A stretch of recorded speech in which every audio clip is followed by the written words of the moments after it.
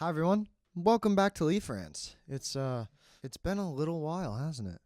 The Leafs extend Connor Dewar to a 1-year deal, and there's a Nylander reunion in Toronto. So why don't we break that stuff down? And this is my instant reaction to it. We'll start with Dewar.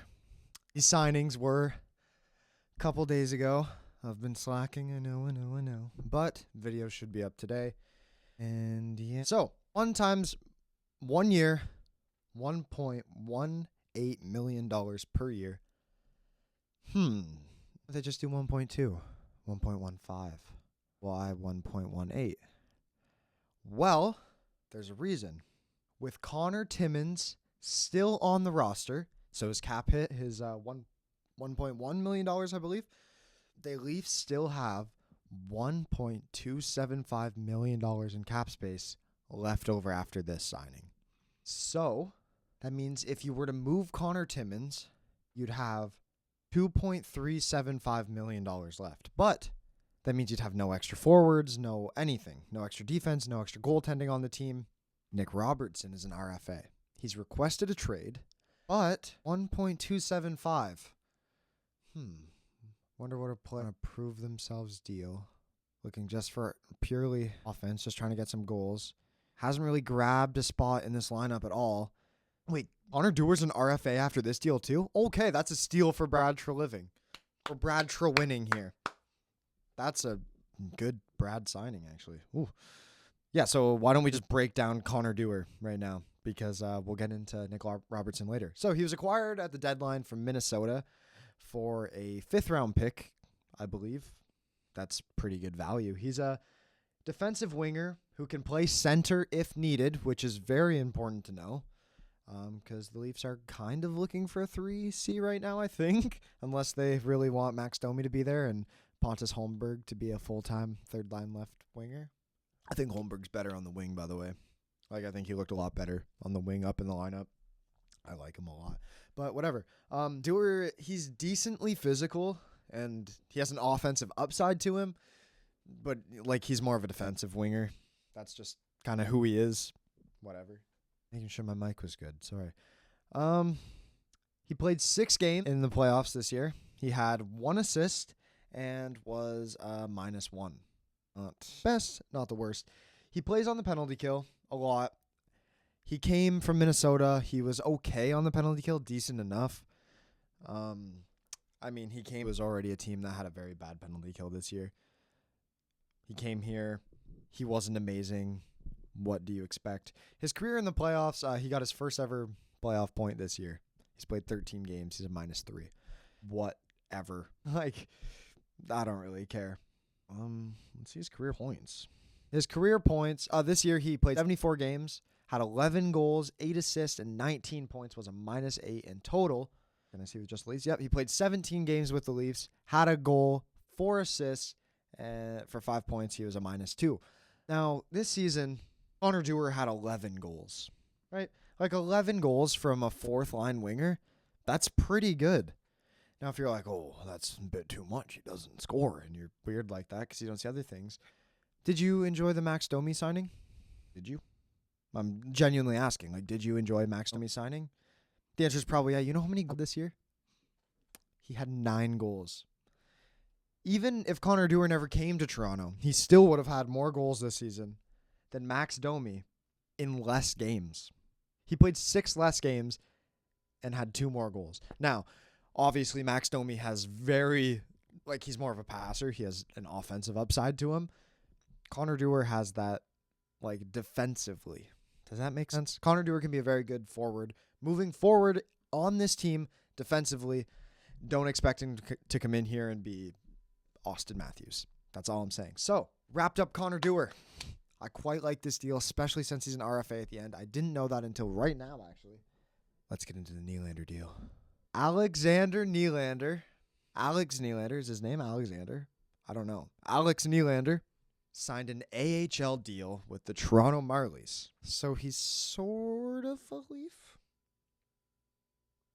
I don't know. He's sort of a Leaf.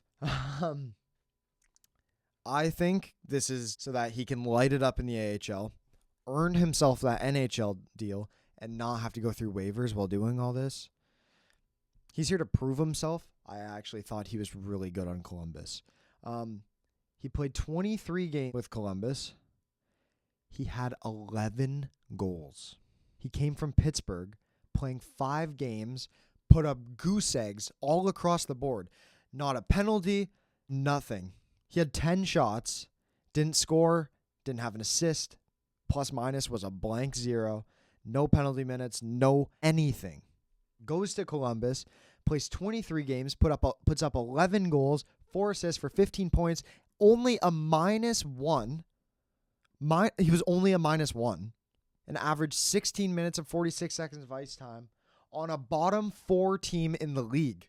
Now, Alex Nylander isn't a defensive mastermind, and he went to Columbus and fixed all their problems, but he was very good there, and he has an amazing finish and is willing to work hard. He's very fast and can pick up the pace for the bottom 6, and that's where I think he fits in Toronto. Now, the problem with all of this is, what does this mean for Nick Robertson? Because Nick Robertson is here. Let me pull up his stats. Oh, some fast typing. Okay. So, Nick Robertson played 6 games in these playoffs. No point. Okay. Whatever. Okay. So, played 5 games this year. He had 14 goals. Okay. 13 assists for 27 points and a +4. Now, if we do that, he had 14 goals, 56 games. So, how much ice time did he have this year, actually? I need to know this. 11 minutes and 23 seconds. Okay. Can't really be expected to score when you have that much time, I guess. But you score a goal every 4 games.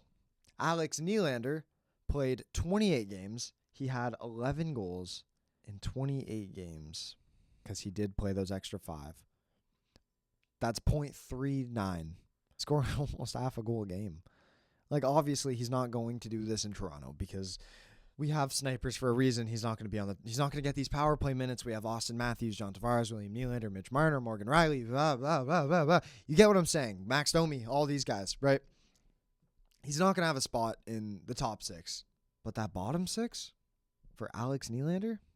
Like, Nick Robertson, I think, and I've said this a million times, I think he'll do very well in the NHL. I think he will succeed, and I have hope for him. Where? Where do you put Nick Robertson on this team with Alex Nylander now? Robertson's here. He's asked for a trade. He doesn't want to be here.